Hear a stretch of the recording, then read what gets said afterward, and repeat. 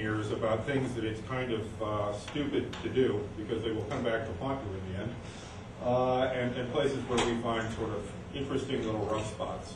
Most of that is pretty narrowly technical. And of course, we'd like your questions and comments, although again, I'd ask you to sort of hold off on them until we get through the first little presentation of the case study. What we'll show you today, and you'll see this diagram transliterated into differently appropriate forms as different people talk about what they do, is say something about how this Supreme Court service works. This is the sort of grand scheme here, grand flow diagram. When the court issues decisions about 10 o'clock in the morning on a day when decisions come down, we get a series of FTP transmissions from them to one of our machines. These start at about 10 in the morning and can last as long as noon, depending on what they want to send, because they issue them to us simultaneously with the decisions being read from the bench. So it's not like we get a big glob of FTP stuff all at once. We get a decision, they talk for a while, we get another decision, they talk for a while, et cetera, et cetera. It stretches out over time. That runs on a factory machine of ours through a master processing script that generates three things. ASCII text that goes into what we call a bulletin, that is basically the syllabus or synopsis of the case. It's mailed out to a list of email subscribers. There's some editorial intervention in between. The HTML that you actually see on the website, and a split off of all the metadata related to the case, party names, opinion authors, dates, et cetera, that gets put into a relational database for later use in making things like dynamic case lists and so forth and so on that Brian will describe. All of that goes out to the public via a Linux cluster consisting of a director box and two real servers. An architecture we took on that Dan will talk about because it will handle very high hit rates. And then, of course, as I mentioned, the bulletin goes out via email to an audience of about 16,000 subscribers. We don't know ultimately where it ends up because we know that a certain number of those listserv subscribers are actually redistributors who in turn are passing them around law firms or even entire countries in one case that I know. First step along the way is to talk about what the technical infrastructure looks like. And that's me. I haven't been there that long, so when I initially got there, it was easier for me to break it down in terms of thinking as one side is the support infrastructure, which did all the work, and the web services infrastructure, which did all the serving. And on the support side, the one thing you have lying out there, which will take you right away, is the development server. And that's kind of sort of where all the magic happens. That's where Brian and Dave do all their work, and Tom Tinker's in there. And where all the code is actually developed or later moved to the production box is to serve this stuff. I put in there for completeness sake because it is involved, although not in the flow of the Supremes coming down. The data feed we get by FTP to a factory box. On the factory box, the data is massaged to the way that it is needed. From there, the actual HTML pages are generated, and the metadata is generated. It goes out, the HTML goes out to three servers. The staging server that we're going to use, that we would use if we ever need to make changes to it, to be moved over to the cluster. And then the two real servers. The transport mechanism there is rsync over SSH. And then once they hit the two real servers, the index is run back again to make sure that technically it's portable, but it's run just for completeness sake. And then the stuff is also, the metadata is moved over to our database server. So that Brian's magic works. And then from the services infrastructure side, a patron request would come in through the director box, which handles the requests that go back and forth to the two real servers, which do all the page serving. It's assigned by an algorithm. In this case, it's simply round robin. It'll take one request from at one point, give it to one box, one request at another point, give it to the other box, and any request that comes in is served back to you through the director so that it looks seamless to you. You don't know which real server you're getting the data from. And at the bottom of that little diamond is the database server, which is where the metadata comes from for generating some of the content on the page. I think that was it. The LII provides Supreme Court cases in several formats. There's the bulletin that's mentioned, a text-based distribution, static web pages that provide the open access, including linking of citation, with opinions and links to PDF files, and the PDF files themselves, and then RSS feeds from a metadatabase. We obtained that data over the years from a variety of sources, but for more than a decade now, the sources have been two. The main one being the Supreme Court Hermes system, which feeds current data as available. The LII archive of this data is continuous back to the beginning of this distribution system. The important second resource is the USSC Plus collection from Infosynthesis, from which many cases of historical interest have been drawn. These provide a sparse representation of Supreme Court case law since the beginning of the court.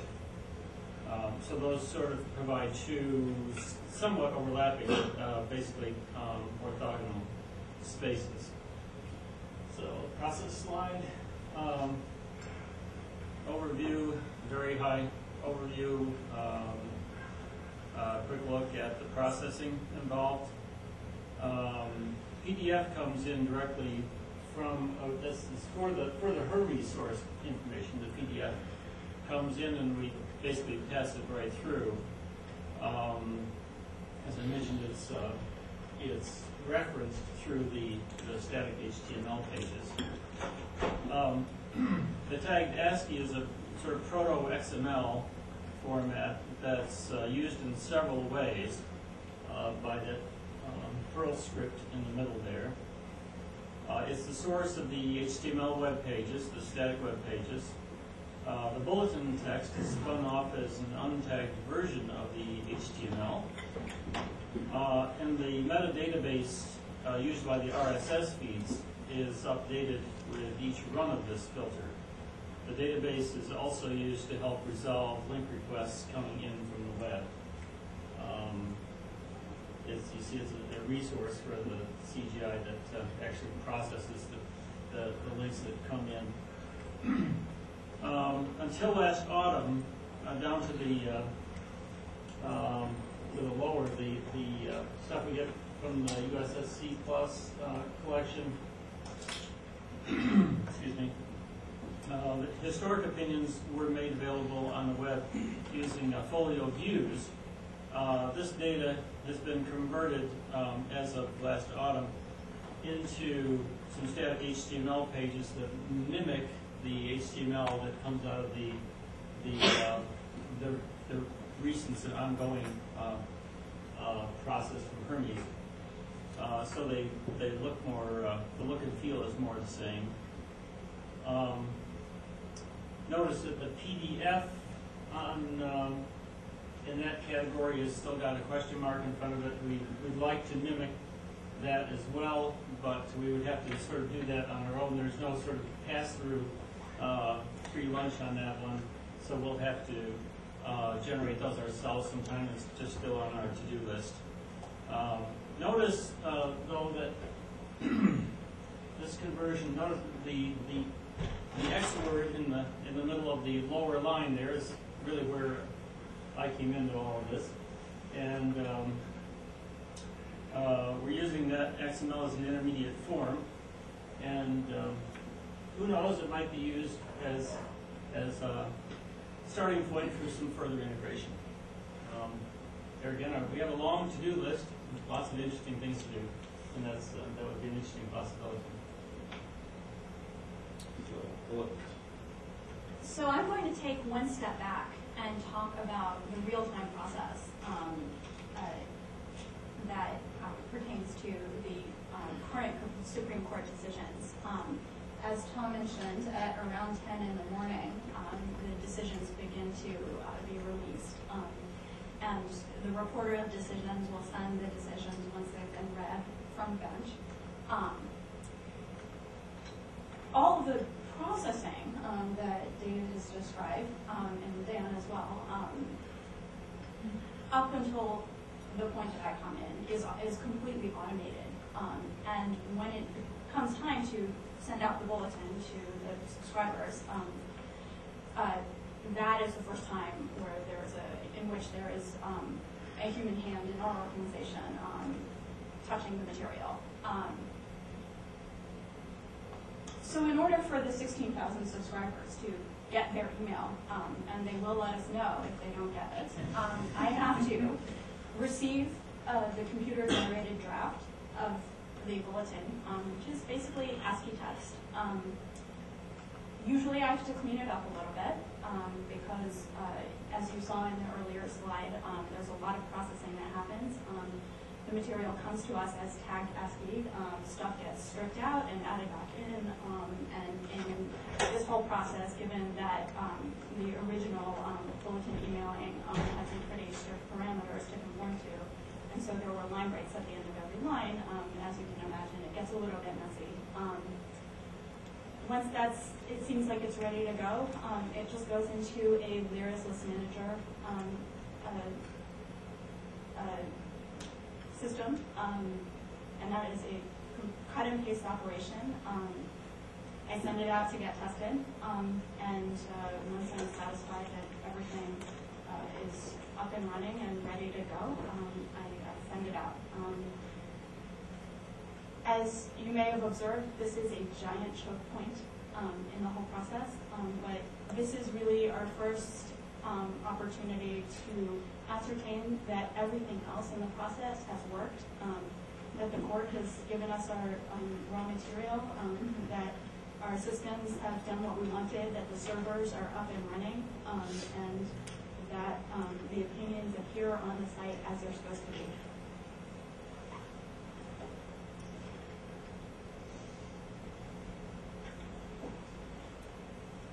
The metadata harvested is what you imagine. Parties, case names, well, actually, parties, case names would be added, manually. Dates are very important.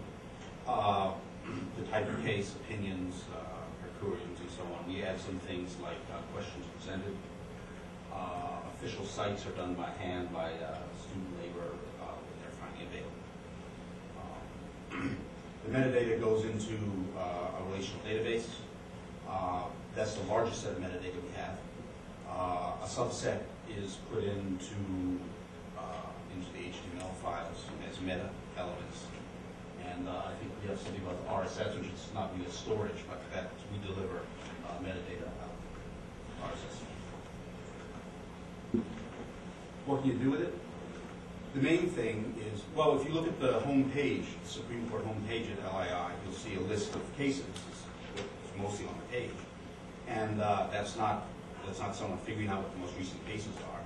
There's a piece of software when cases come in, which generates this HTML file by looking at the database and pulling out the most recent cases and lining up the data. So that's the most obvious use of it. You can present cases, therefore, by time period, by party. You can look it up by the first party, second party, so on. We also have authors of decisions and so on. Another use of it is, although we've got full text searching with swish-e, you can enhance the results by having the swish-e process, the swish-e process looking into the database and pulling out information which is not available from full text. Okay, so that's an overview of the process. We could talk a lot about the blooper reel, or we could stop. We could stop now and take some questions.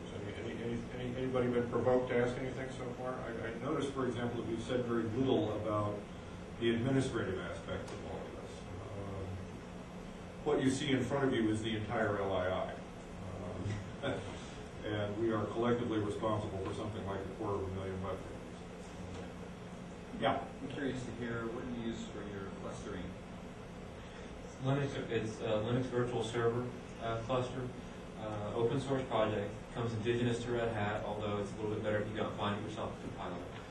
It's been around for a while, so it's mature and stable. It's got a pretty good developer base to it. So. What hardware do you run on? The current cluster is run on a bunch of IBM 346, 220 gigahertz servers. The director honestly doesn't hardly do any work at all. I mean, it's a very important box, but it's not reading very hard at all. And even the two real servers, they're built out to the degree that even under heavy load, I'm not seeing hardly any. They're not really heavy. Mostly static? Pardon? Are they mostly static pages? Your web pages or dynamic? It depends how much collection you want in. Primarily static though, and by design, because of byte rates involved.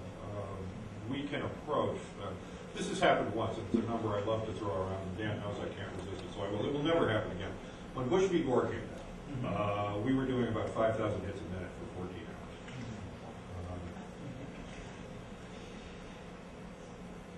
Yes, Sal? I have a question. Let's say it's something like Bush v. Gore. Does the court give you any notice when the decisions are coming down? Because I can see you have a problem if you kind of cue and link. You've got to be around when the court decides to issue an opinion. Well, if you want to I am around. You don't take vacation or? I take a vacation every so often, and one of my colleagues kindly fills in for me.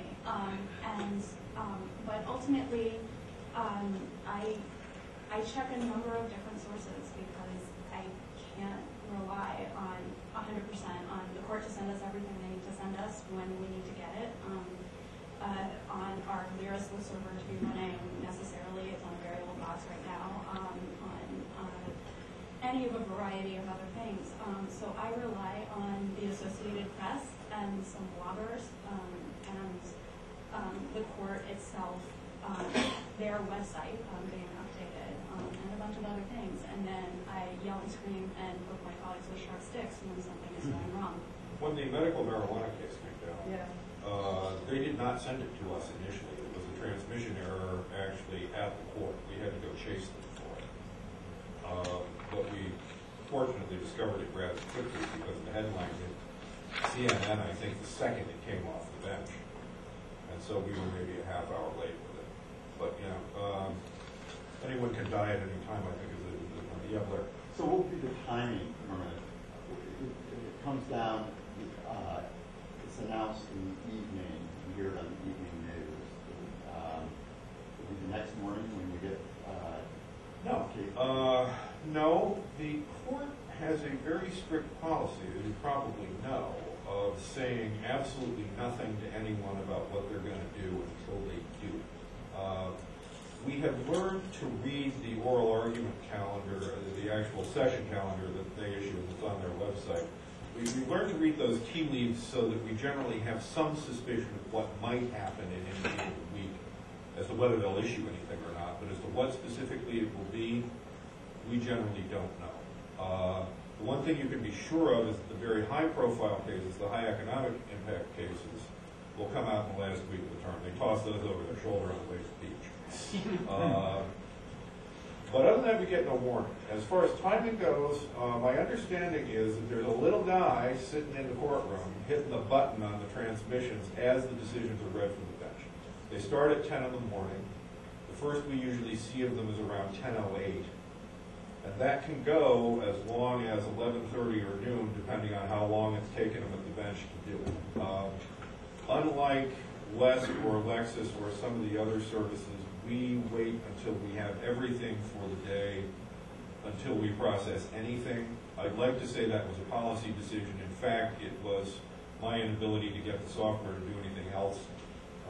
We'll probably revisit that in the next model. So, in fact, what you're hearing about on the evening news, we've seen at 10 a.m. Yeah. I noted on your diagrams that you had PDF documents in two different places. Mm-hmm. From a user's standpoint, the nice thing about a PDF page is it looks like the real page in print. In this case, it would be then like, the slip opinion that you get from the report, from the court. Do both of your types of PDF documents, in fact, resemble what the slip opinion looks like in print? Well, that's a good question, because the question about, we use the courts on PDF. We don't touch it. We don't touch it. So, yeah, if it looks like they're bench opinions, then, yeah, ours does too, because ours is theirs. Yes? But you say you're going to be generating a PDF, presumably using XSLT? Yes. The from formatting, using file processing, we hope. maybe. The last we looked at it, we've been looking at FOP kind of eagerly for a while, particularly for U.S. code stuff, because we'd like to do nice printable versions of a U.S. code collection that we make. The last we looked, and it's been, what, 3 years since we really looked at FOP in any depth, it was not up to the task. Whether it is now or not, there's probably someone in this room who knows more about FOP than I do. But there may be other ways of doing it too.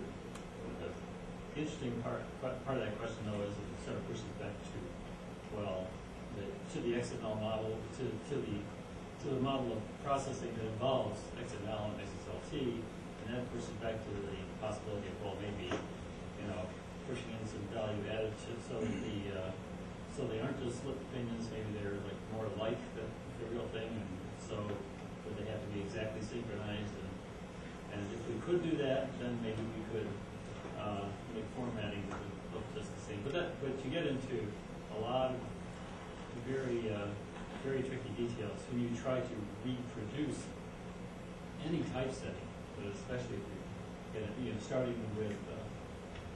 Well, it would be essentially impossible. Actually, you have to, because typesetting decisions are deep, very precise, and finely tuned to very specific environmental issues that you don't have access. You don't have access to all the parameters that you need.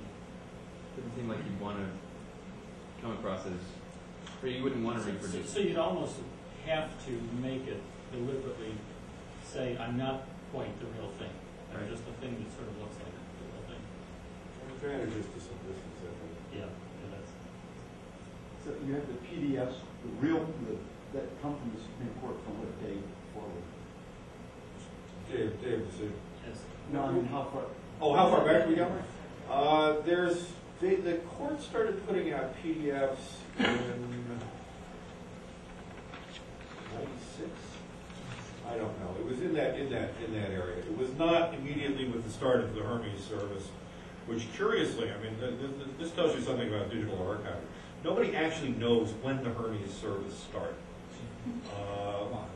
Within 18 months or so, because there were some initial experiments that kind of shaded over into this thing they were doing with the AP and a few legal publishers, and it kind of mushroomed from there. But there was never a date on which a ribbon was cut that's been memorialized in the history books. We think our collection is complete since 90? The 90 term, is that right? Everybody's furrowing their brows, we don't really know. There were also some earlier experiments on Cleveland Freenet that were captured as Xywrite documents that we tried to convert with mixed results. And so the beginnings of these things are kind of fuzzy. How much storage is this taking? All these videos? Roughly. I mean, the servers are loaded up with 146 gig, and I'm not even pushing 10% on any one partition. So, and that's 3 collections. That's not even Supreme. So you're looking at maybe a gig. Yeah, Supremes are pretty lightweight. It's only 75 or so decisions a year, and they tend to be not terribly long. U.S. code runs what now? Like 4 gigs? Yeah. This isn't a very technical question. My question relates to the little guy who pushes the button on the nature of their relationship with the Supreme Court. When he pushes that button, how many groups like you, how many subscribers get that transmission, and what's the nature of the relationship with the court? Do you have a contract with them or an informal agreement, or you just sign up? They run it as a cost recovery service. You can sign up for it your very own self. It'd cost you $2,500 a year by the time you were done with it. Roughly 20 to 25 different groups do this. There's us, there's the major commercial publishers, New York Times, AP, National Center for State Courts, I believe, National Association of Attorneys General, definitely, and a bunch of others I can't remember. Some niche legal information publishers like Infosynthesis and a couple other guys like that. But yeah, if you wanted to, you could get your area on feed, and that's what it would cost you.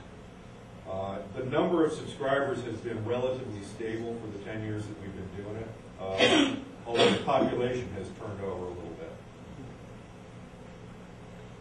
So you guys add value by doing all of these things that we do that make it more user-friendly? And Yeah, our value add is in navigation, primarily searchability, and one thing we do that nobody else seems to do very much is of the non-commercial services is linkage to other cases and statutory material. That's the big thing. Other questions? Well, since we've got some time, we'll talk a little bit about our warts. Brian will be too diplomatic to say this before he talks about us kids needing structure and discipline, but the fact is that these four poor people sitting at this table are my victims. Peter Martin and I ran this thing as a two-man research project for several years, 6 or 8 years. That gave us an opportunity to create a really big mess. I don't think we ever did anything the same way twice.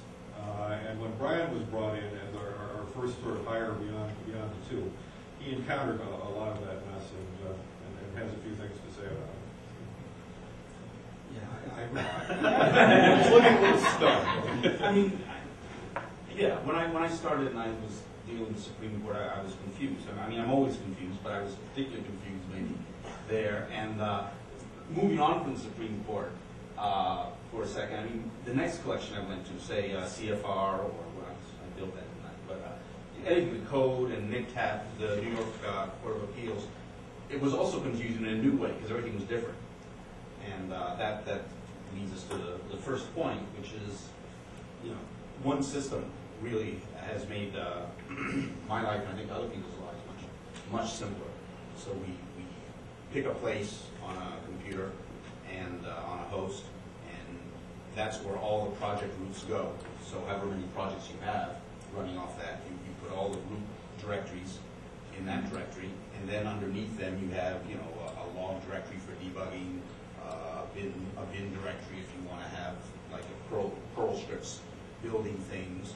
You have a pointer out into the web tree where you have a directory for that project in the web tree. Pointer as in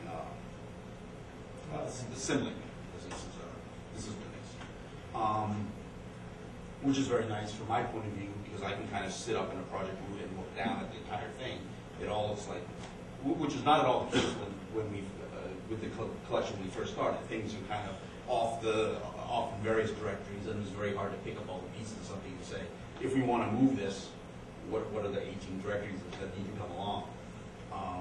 And there's still problems with things like configuring web servers, Apache, and having the right modules with Perl and so on, which it really is subsumed under the issue of uniform host environments, and that you can never make too simple. But a directory organization has been wonderful, and I take it for granted how easy it is now. I think we probably all do to find things. You know where the library files are. You know how to find them. Once you can find the start, the root of the project, everything flows from there. Documentation is a big issue, and I think we've reached a point where we know that we have to do it, and we have a dream of actually doing it.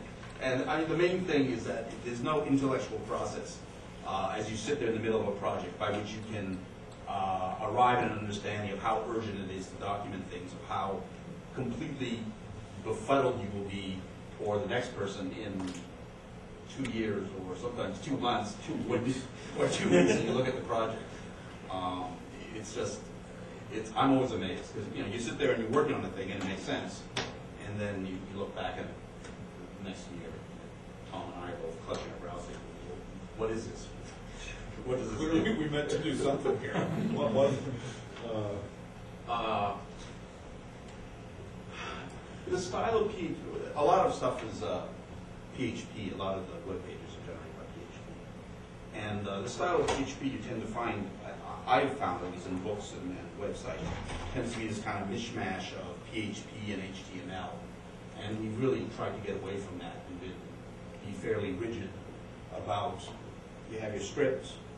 When I came, we had we have library files sitting underneath the web tree containing web login, database login information stuff. So that goes off in the root directory, off the live, in a live directory or something like that. So anyway, we're really trying to be rigid about having a script which is mostly control flow as necessary. And HTML is pulled into the script, and it can live in like an include directory so that people who know more about HTML and have better HTML tools than we sitting there with Vim or Emacs can actually construct tables that look reasonable and fix CSS and so on.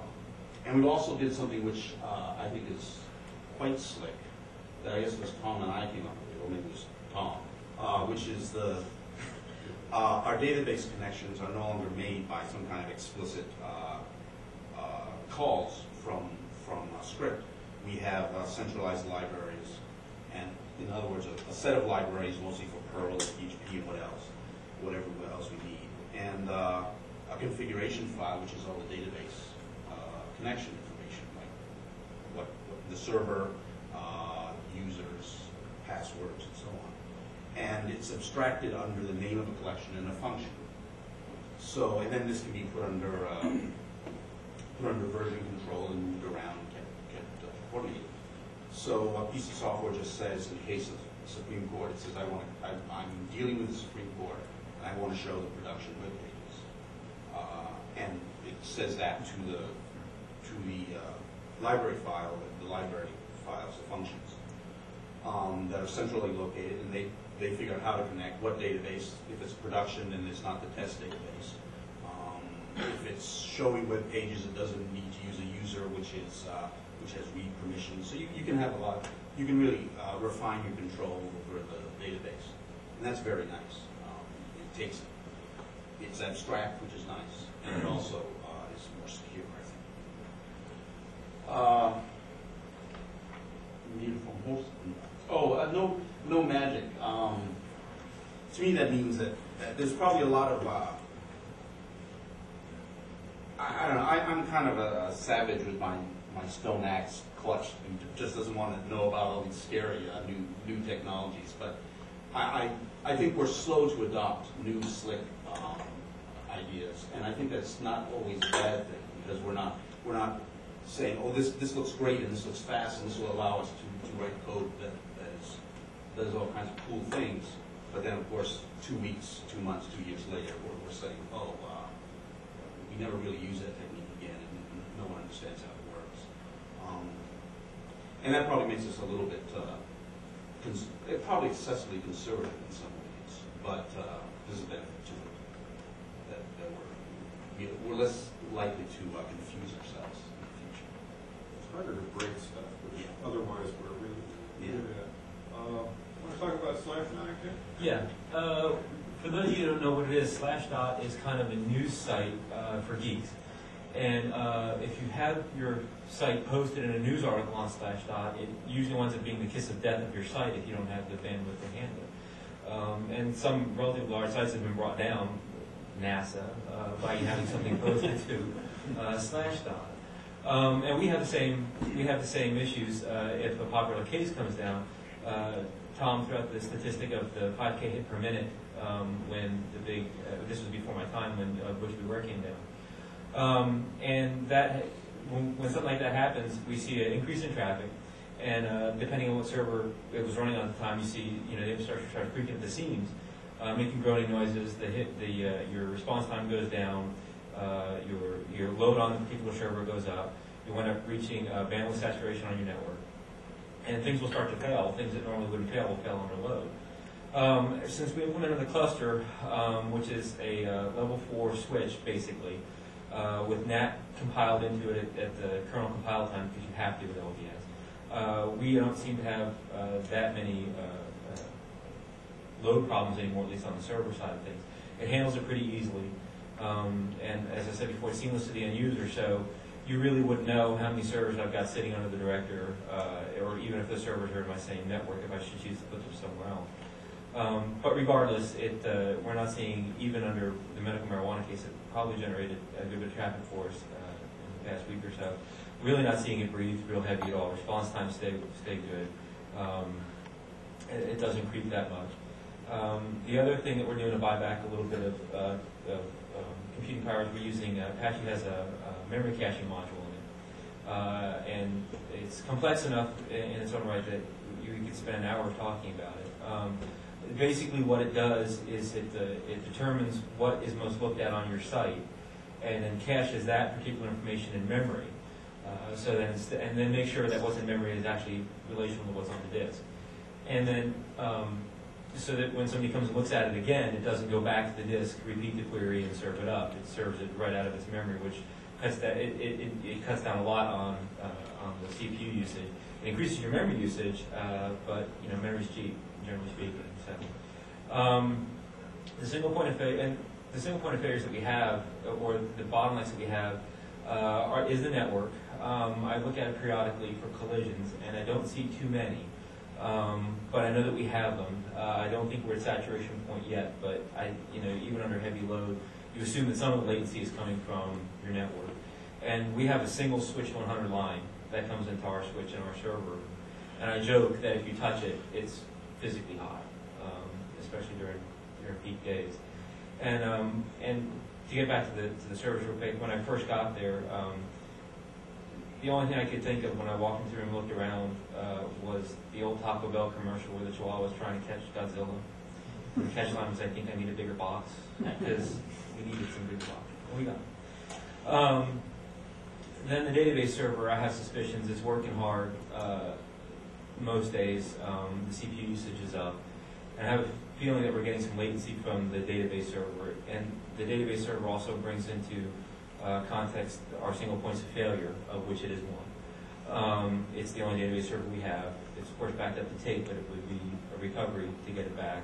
And there are things we can do about that. It's a MySQL database server, so we can slave it, a master-slave relationship to another box. And on my wish list is a MySQL cluster. You can cluster MySQL server. The other single point of failure that we have is the director sitting at the top of the cluster. The box never works hard, so it's something that I virtually ignore because it does what it's supposed to do and doesn't complain to me. But it is the entry point for starting up web pages for at least three critical collections at this point. And there are things we can do to mitigate that. LBS has a spin-off project. I don't know why it's named this. It's called UltraMonkey. And UltraMonkey is a software package by which we build another director server, and UltraMonkey keeps state between those two servers so that if for some reason the primary goes down, the backup kicks in without interruption to service. You can be in the middle of a call to it, and it will still maintain state for you. So that's why. One of the things you learn when you do this for a while, and we've been doing this for more than a decade now, is that data is a really sort of unreliable thing, which David's going to talk about in a minute. The Supremes are actually kind of a bad example in that respect, because their editorial practices are tight and their data formats have remained roughly the same in two large blocks since we've been doing it. They went through a major change around 96, 97 that corresponded to some big internal changes they were making in how they actually do things within the form. They stopped using Xyrate and they went to Word. And at the same time, they modernized a lot of stuff along with it. But the incoming data stream from whoever is always a sort of bit of quicksand that can shift under one's feet, and that's sort of what Dave has said. Were there more questions before we go on to talk about this cluster questions? Sorry, I got ahead of myself. I didn't do very well on this slide when we did our practice session earlier, so I just wrote out my little speech, which is somewhere orthogonal to this slide, but bear with me. I thought some good words to go with this general subject might be something like this. With the introduction of XML into the data translation process, we start to deal with modeling at the level of XML DTD. Keeping the model loose is a survival response to the fact that source data always has one more surprise. The lofty goal of a data model is to define what a data set should look like. Parsing the data out of real sources, however, forces you to deal with what it really looks like, suggesting terms like ignorance-driven modeling or even advanced ignorance modeling. An example, source data tagged as italic might map to emphasis, a slightly higher semantic level, which will eventually map to something more semantically specific, such as this V dot string must be the party delimiter in a citation, as opposed to the initial of someone whose name is Victor. Another example, which illustrates reuse from the U.S. code modeling effort, is the citation tag model. Click. Oh, there it is. What do you know? The way when I began to contemplate how we were going to really scan for citations and sort of running text, came up with a lot of things. Looked at a lot of existing models and so forth. Came up with a model that is not designed to supplement or correct or really interact with other models in much of any way. It's just because this can be mapped into any of them. It's but it consists of two layers of elements, aref and subref. And this model allows us to specifically tag something as, first of all, we think this looks like a citation candidate. This string, this substring of as we're parsing through a block of text. That's the aref.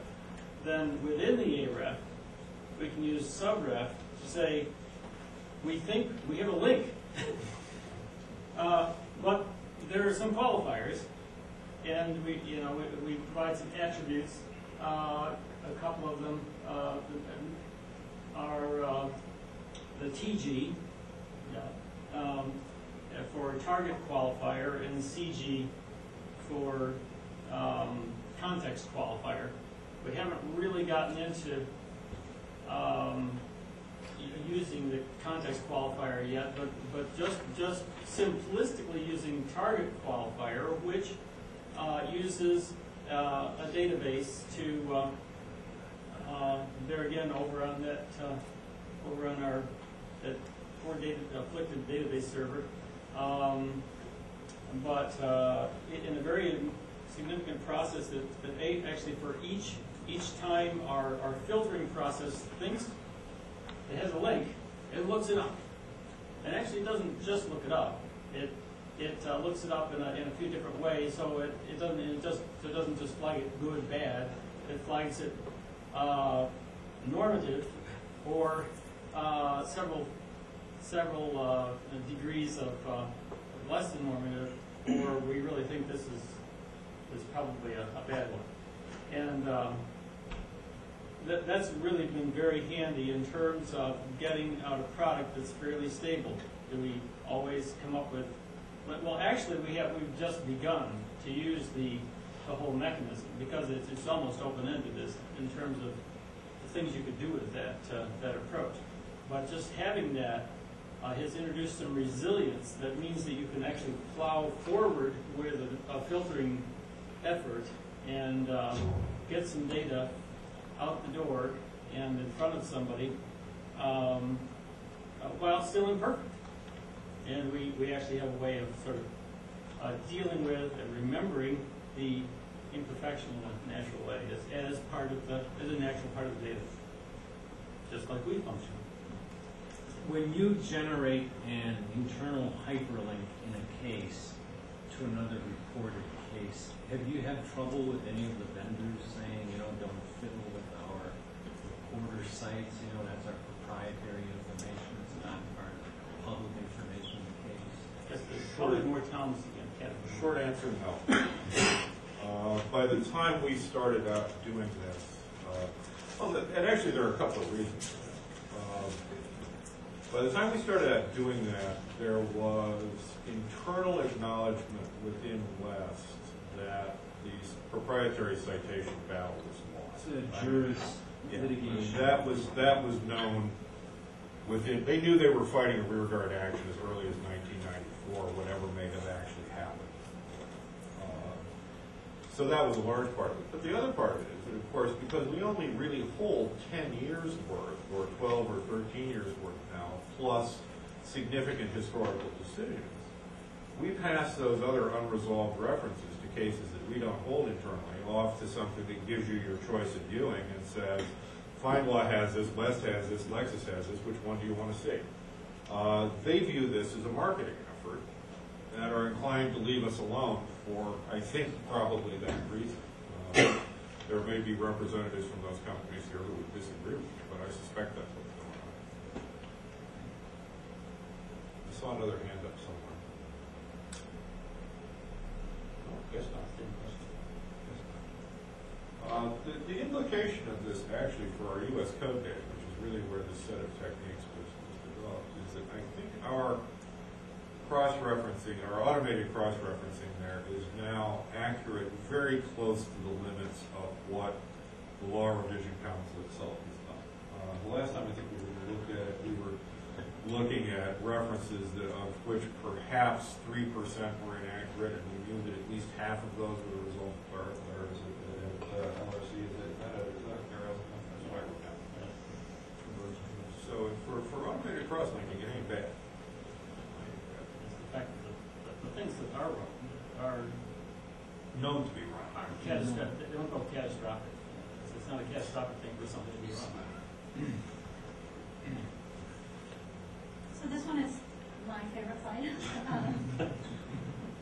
which, just to reiterate my response to the earlier question. This applies, I think, largely to this particular collection because it's so dynamic and so much a collection that responds to real-time events. Other collections have much more of a delay, so this is the one where we really feel it. And it's one where there's great public concern, right? I mean, our New York Court of Appeals stuff, in theory, would have the same set of problems, except that, not to put too fine a point on it, very few people care. Yes, so that if our email bulletin is late, even by an hour or two, we'll get mail about it. People really care. They want to see stuff immediately. I attribute some of this to the influence of the blogosphere. That there's a lot of push to have and respond to information within a very small number of seconds and so forth. But I guess, ultimately, the main point is that a bunch of different things can go wrong. It can happen at the court. It can happen in Cornell University's email system. It can happen with our list server. And one of my favorites, which I think, again, would have been too embarrassed to mention, is that the power system at the building that we work in. Rocky the Flying Squirrel syndrome. Rocky takes a header as a transformer. So even that is not completely reliable, and it can cause problems, usually not during the day, but it's been known to happen. So we rely on a lot of different other places and resources to make sure that this is all doing what it's supposed to be doing, and if it's not, kicking in the high gear and making sure that we're fixing whatever it is that is broken. So, other questions? Awfully quiet. Did everyone suddenly go to sleep, or did we just exhaust the topic? Because we've got a few minutes left. Yeah, so. I was just going to suggest that you kind of tell us what you guys are thinking about in the future, kind of what's possibilities. Well, there's a couple of things we're working on right now that are interesting in varying degrees and potentially successful in varying degrees. We rolled out not terribly long ago what I would call a beta test of an annotated constitution of the United States. The original work on it was done by the Congressional Research Service. They made it available through GPO in an ASCII format that we've gussied up into something that actually is linked to the decisions in the annotation. What it is, it's a version of the Constitution annotated with all the legal cases that have essentially interpreted those bits of the Constitution. We think it's going to be a fantastic resource for teachers, particularly with the linkage there. There are a bunch of interesting problems with it that, well, for me to sort of outline them would require 17 layers of technical detail that would be immensely boring. But there are a couple of things that are problematic about it as we got it from CRS that we're having to do some work to think about.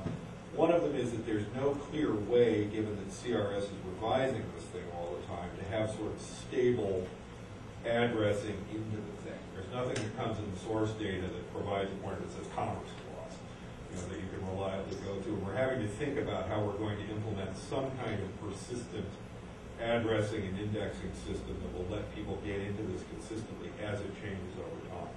First time we really had to think about that as an issue with anything that we're managing, and it's actually quite fascinating and not a little bit difficult. We're hoping to do some partnering with CRS directly on this in the future because they're looking for a better way to get it out than the ones that they've had available. Second thing we're working on, and it's not really top secret, it's mildly secret, but not from those here. For a number of years now, we've done a series of what we call law about pages, which are essentially very short topical treatments of particular areas of law. They're very popular. We have about 130 of them. And we've been maintaining them using substantive expertise that we had available internally that is somewhat migrating away. And the inspiration that grew out of this was the idea of actually trying to do a much more complete Wikipedia-like law dictionary / encyclopedia. In part, it's a cheap way for us to get a content management system that will allow us to attract some real expertise to the law about pages from a variety of places other than internally at Cornell. So if you know people who have particular substantive expertise who are interested in popularizing, we'd love to talk to them. The other thing it lets us do is take on a much more general model for something that no one has ever really done, which is to assemble a public domain law dictionary. It all kind of can exist under the same structure. Now, we all know that there are immense problems with this, and a number of people have written me, some of them in this room, that point this out. Wikipedia has big problems with quality control, and any sort of encyclopedic or lexicographic project of any scale is going to suffer from problems with quality control in direct proportion to the number of people that it involves, but at the same time, if you want to do it in less than geologic time, you have to involve a fair number of people. So it's exactly what the fellow was talking about in the plenary session this morning. We have this problem of managing this open source-ish project, and we're just kind of feeling our way into it. At this point, we've invited 150 people that were known to us personally, most of them law teachers, most of them with track records doing law and technology stuff to participate. I have to say the response has been lousy, but that's my fault because I sent it out as everybody was grading exams. Foolish me, I thought they'd want a break, but obviously they were just busy grading away. But we've got some hope that it will develop into something of some size, and we should look for some public presence for that in the fall. We continue to work on the U.S. Code stuff at higher and higher levels of refinement, doing more and more interesting things with that. Starting to think about some things involving natural language processing, but they're way out. Now, what about the Court of Appeals? Weren't you searching across? Yeah, we've got an engine that actually goes across all 13 Circuit Court of Appeals websites and grabs decisions and puts them into a central searchable archive. It's a nightmare, frankly. I finally, after, I want to say 4 or 5 attempts, came up with an architecture that seems to be able to keep up with their fickleness in changing things. It doesn't entirely. It's a huge problem. Frankly, what that's inspired is a lot of thinking on my part about what courts ought to be doing to make their information discoverable, because I think we're at the limits of what we can do to dig it out of them. And the revelation has been that people who I have a great deal of admiration for, in the form of state reporters of decisions, federal reporters of decisions, who are very conscientious people and very careful when they do things in print, are absolutely clueless in the electronic environment. They will do violations of kind of standardized process that they would find shocking if they saw them in print. I mean, and they're all dumb examples, right? They don't sound like much when you hold them up in a setting like this one, but it's silly stuff. It's stuff like not being able to name subdirectories consistently using the same abbreviations for the months of the year, from one year to the next. You know? And it's exactly the sort of stuff that, as John well knows, breaks harvesting software and everything else you try to process with it. And you would think that these guys will get up in front of a gathering of their peers, I've seen them do it, say, I own 3 copies of each Shoots and Leaves, you only own 2. Yeah. You know, they're incapable of translating that kind of, you know, ability to put the hyphen in anal retentive into this new environment. They're just not doing it. Yeah. I'd like to publicly thank you for being what I think is the premier free law site. And maybe that'll give me enough cachet to ask you a favor. Yeah, there's usually one coming after. Can I ask you for money? You do. I love your pop-up boxes, and actually I've responded. But the question is, the popular names table would be so helpful. We have it. I know, but I mean, if it was more populated with links, I don't know what the percentage is. You know, you look up the table, and maybe 2 out of 40 links are actually Well, I think we're doing better than that, but yeah, okay, I take your point. We work with what we can there. I don't know, part of the problem is you get a popular app and it's cut up in 15 different places. So yeah, and they're funny about how they do it. I mean, Dave will correct me on all of this because he probably remembers these email conversations better than I do, but actually at the time we did this, we were going back and forth with the people at the Law Revision Council's office saying, so what do you guys do when you do this? Yeah, like Sarbanes-Oxley, I know, for instance, is not hyperlinked. It may not. So many people go there looking. Right. It would be helpful. Well, you know, again, we'll do what we can within the limits of the data. We have found that typically you see one of 2 things. There's either, usually the pointer from the popular names table is into the short title section of the notes for a particular section of the code. And you find one of 2 things when you get there.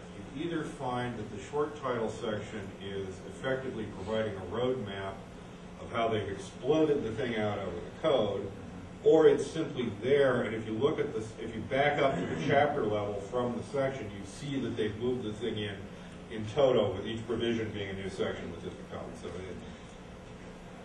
yeah, but how are we going to put that in hyperlink? It is exactly, you know. So yeah, we could be doing better there, no question about it. It's intrinsically difficult material, and actually we're happy that we have what we have for the first time. It would be better if the Law Revisions Council were operating in a little more of a data-driven environment than they are. I think they moved away from quill pens and oak walls a little while ago, but it was last week. More questions? We're officially out of time, but we're happy to sit and talk for as long as anybody wants to.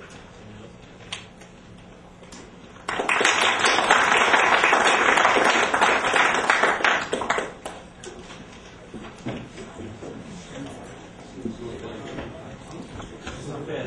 It's a long